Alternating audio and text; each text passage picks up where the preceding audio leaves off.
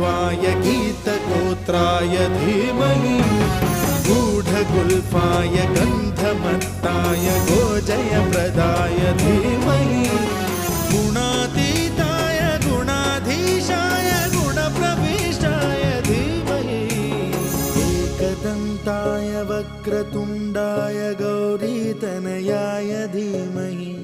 गजेशानाय भालचन्द्राय श्रीगणेशाय धीमहि